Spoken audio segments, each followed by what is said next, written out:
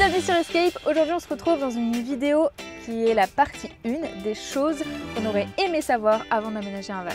Bourdon, c'est un Peugeot Boxer L4H3, c'est notre premier van, on l'a aménagé entièrement de A à Z, il était vide. On a d'ailleurs un blog, aménager un fourgon si vous voulez tous les détails de l'aménagement. Donc première chose, c'est le premier conseil, c'est de penser simple à l'utilisation.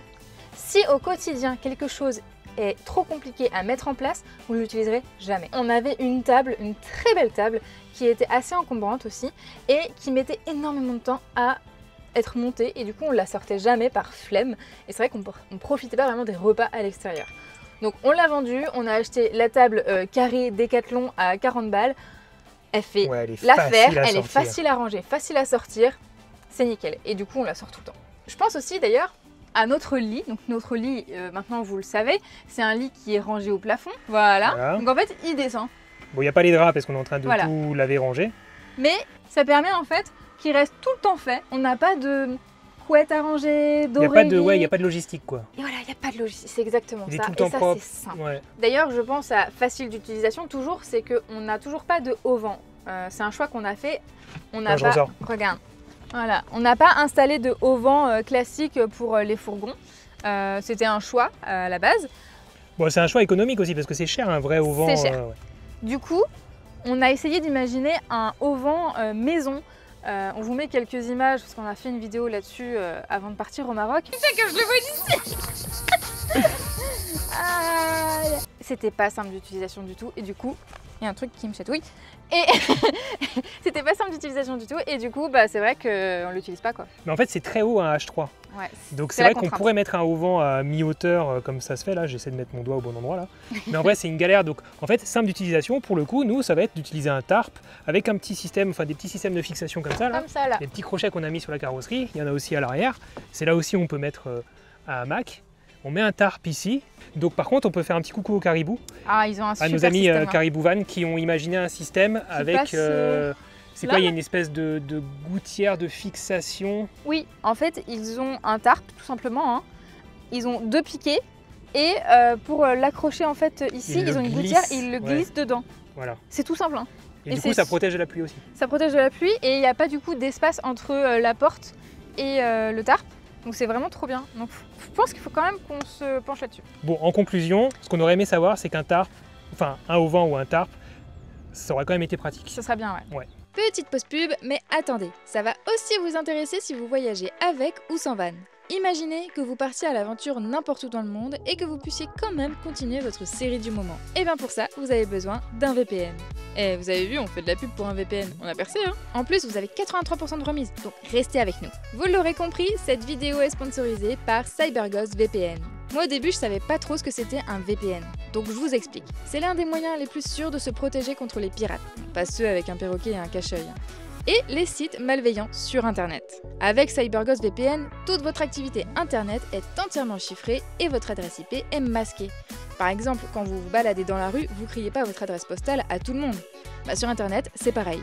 Avec un VPN, vous restez ainsi anonyme en ligne et personne ne peut suivre votre activité. Ni les pirates, ni votre fournisseur d'accès à Internet, ni même CyberGhost VPN lui-même grâce à leur politique stricte de non-conservation des logs. On évite ainsi les piratages lorsqu'on utilise un Wi-Fi public par exemple.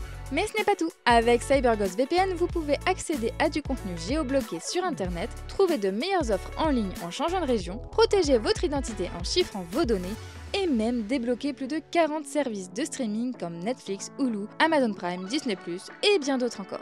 Un abonnement peut protéger jusqu'à 7 appareils simultanément. Parfait pour partager avec votre famille et vos amis. Et votre chien aussi si vous voulez.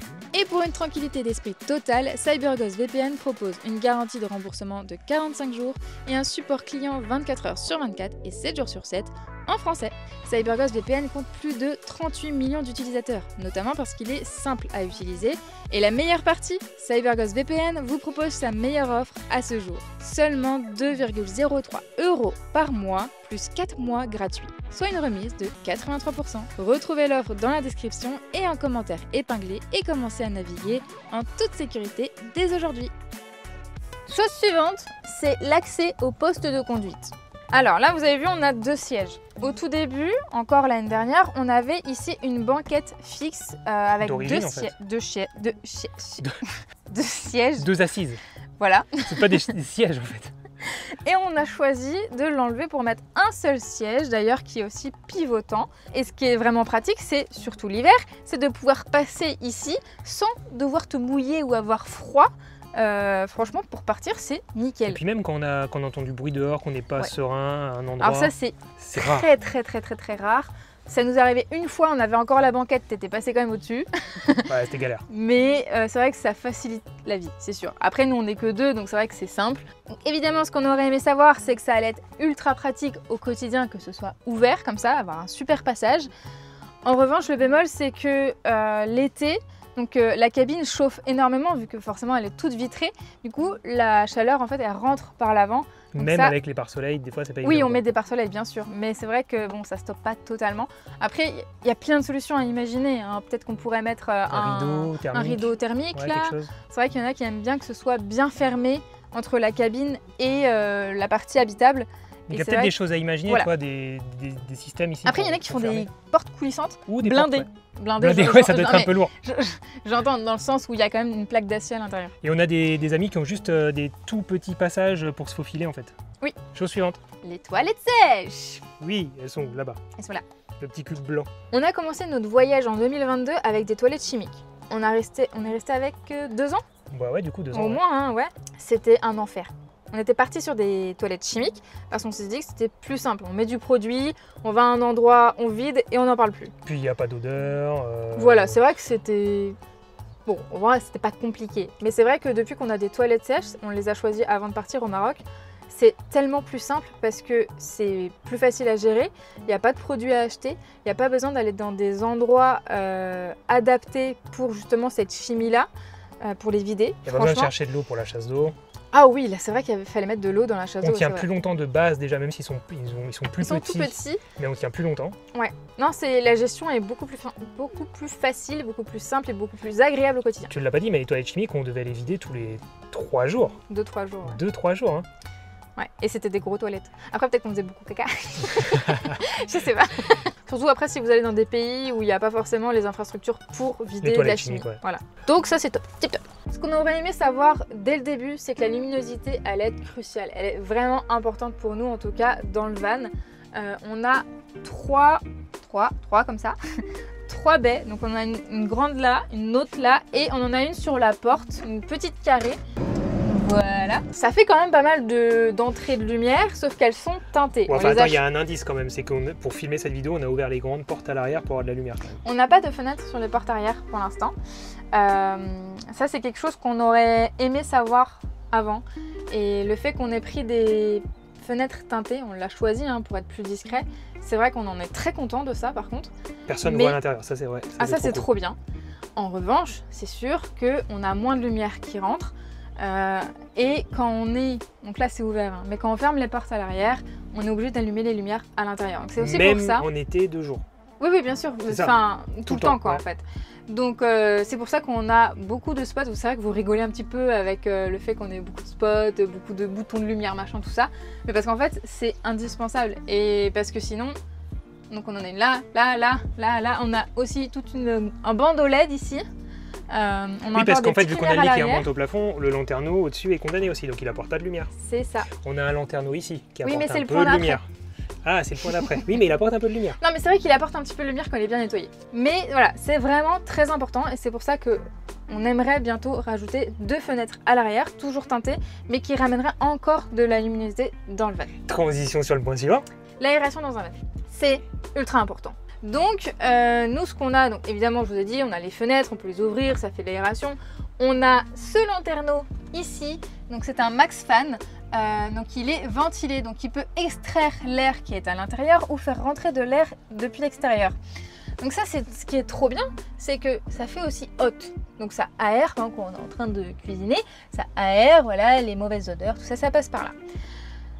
Donc comme vous le disiez, on a un lit qui monte au plafond. Il condamne un certain lanterneau qui est au-dessus. Et ce qui est génial, c'est que l'été, quand il fait très chaud, on ouvre ce petit lanterneau. C'est un lanterneau simple, c'est juste une fenêtre. Et on met celui-ci à 10-20 en mode extraction, ça fait pas trop de bruit. Et en fait, ça fait un courant d'air comme ça, léger, qui nous passe comme ça sur le corps. C'est génial. Même à 35, on dort. Mais ça, du coup, on l'avait pas anticipé. Enfin, pas du tout. On savait que... Enfin, moi, je voulais mettre 2 lanterneaux, notamment pour la lumière là-bas et pour voir les étoiles en dormant. Oui, du coup, on voit pas les étoiles. Non, mais ça apporte pas de lumière parce que le lit condamne. Bah, quand on est sur le lit, quoi. Oui, voilà. Quand on le matin, c'est vrai que c'est très agréable. Ça, c'est vrai. C'est très agréable d'avoir directement la vue sur le ciel et bah, il fait beau. Mais par contre, du coup, ça apporte une aération de ma boule. Ouais. Et ça, on l'avait pas. C'est vrai qu'on l'avait pas anticipé, mais ça, c'est important. Il faut que vous le sachiez avant d'aménager un van. Voilà. 2 lanterneaux. 2. Au moins 2, ouais. Je sais qu'il y en a qui en ont plusieurs. Mais genre 2, non mais vraiment, un lanterneau ça sert. Si tu peux pas... Bah, tu peux le faire avec une fenêtre, mais ça fera pas la même... Et puis surtout la fenêtre, quand tu la laisses entrouverte la nuit, bah, tu n'es pas en confiance quoi. Là le lanterneau, les gens ont moins accès. Ouais, non, c'est hyper important. Autre chose qu'on aurait aimé savoir avant, c'est l'isolation du van.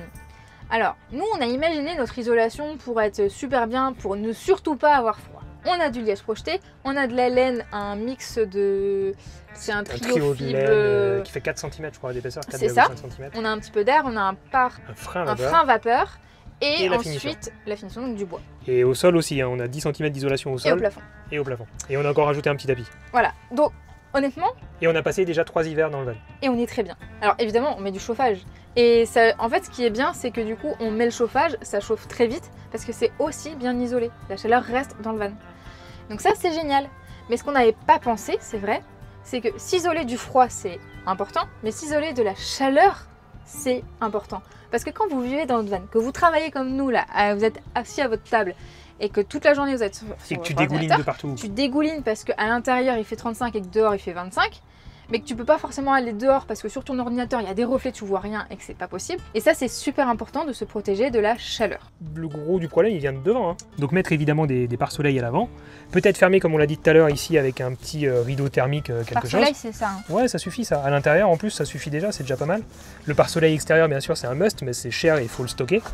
Donc voilà. Ouais, c'est assez gros, et puis après je pensais à autre chose. Toi sur le toit on a quand même le panneau solaire qui prend de la place et qui protège déjà la carrosserie du soleil. Ouais. Et il y a des gens qui ont vraiment du panneau solaire partout sur le plafond et du coup ça protège beaucoup. Ouais, ça protège beaucoup. Et c'est vrai que en fait j'en reviens au point juste avant, c'est que se protéger de la chaleur, ça vient donc avec ce qu'on vient de dire, mais aussi avec l'aération du coup. Parce que si ton van, voilà, il était en plein soleil parce que t'as pas le choix, t'as beau mettre des pare-soleil, il faut que ça s'aère en fait. Ouais. Et donc tout ça c'est lié et c'est ultra important. Et notamment donc d'avoir un lanterneau ventilé. Ah ça c'est actif avec un ventilateur. Indispensable. Comme et vraiment celui-ci, on refait un van, mais direct. Le même, direct. Il est souvent celui-là, on le retrouve beaucoup. Ouais. Donc ça c'est parfait. Et on s'est retrouvé une fois au Maroc où il faisait très très chaud, même encore à 2 h du matin, il faisait encore plus de 30 degrés dehors. En fait, il n'y avait pas d'air, enfin c'était... Non mais il faisait chaud partout quoi. En fait, non mais il n'y avait pas de vent. Du coup, on avait ajouté là à ce moment-là un rafraîchisseur d'air. Donc c'est pas une clim, c'est pas un ventilo, c'est vraiment quelque chose qui va rafraîchir de l'air, qu'il va souffler. Et ça fait beaucoup de bien. Ça fait un petit courant d'air. Voilà. Ça, par contre, ça va pas genre baisser la température de 5 degrés. Ça fait juste un courant d'air sur le visage ou sur le corps et qui fait du bien. Ouais, c'est quand si vous allez dans des endroits où il fait très chaud, c'est indispensable. Notamment pour des toutous. Pour lui. Voilà, il était content au Maroc, il s'en rend pas compte mais il était content. Dernier point qu'on aurait aimé savoir, c'est que le chauffage est beaucoup plus important que l'eau chaude. Donc si vous devez choisir au moment d'aménager votre van entre un chauffage ou un chauffe-eau, prenez un chauffage. Ouais. Et économisez plus tard pour un chauffe-eau. Parce que l'eau chaude, c'est facile. Vous avez un réchaud, vous avez une gazinière comme nous par exemple, même un réchaud. Vous chauffez de l'eau très chaude avec une casserole, vous la mettez dans une douche solaire, ouais, une douche solaire et vous remplissez avec de l'eau ensuite et vous avez de l'eau juste bien pour votre douche. Et ça c'est simple, on l'a fait pendant 2 ans, c'est nickel. Le chauffage, s'il fait froid, il fait froid. T'as beau te prendre une petite bouillotte, un petit thé, t'as toujours froid en fait. Si vraiment vous avez comme ça des choix à faire, parce que c'est quand même des postes chers, quand même très chers. Et compliqué à mettre en œuvre aussi, un chauffage diesel, un chauffe-eau diesel, il y a des petites... C'est pas simple du tout, ouais. Mais après, voilà, nous on a tout expliqué, comment on l'a installé, même le chauffe-eau aussi, sur le blog aménagerunfourgon.com. Et si vraiment vous devez choisir, prenez d'abord un chauffage. C'est la vie. Ah, et aussi pour la vaisselle, parce que c'est vrai qu'il y en a beaucoup qui nous disaient pendant 2 ans « Ah, mais tu fais la vaisselle à l'eau froide !» Alors, ça se passe très bien. Et vraiment, Quand tu as par exemple une casserole ou quelque chose qui est vraiment trop gras, trop difficile à laver à l'eau froide, bah tu fais chauffer un petit peu d'eau chaude, tu la mets dedans et ça va tout seul en fait.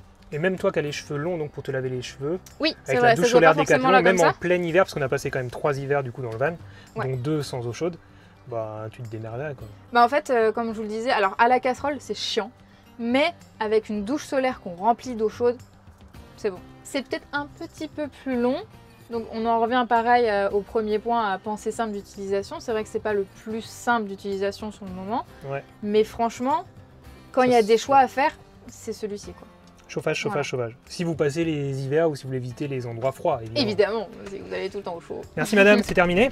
C'est terminé, on se retrouvera dans une autre vidéo pour la partie 2 parce qu'il y a encore beaucoup de choses qu'on aurait aimé savoir avant d'aménager notre van. Oh non, t'es sur X. Allez, n'hésitez pas à mettre un petit commentaire, un petit pouce en l'air, un petit like aussi. Bah non, c'est un petit pouce en l'air.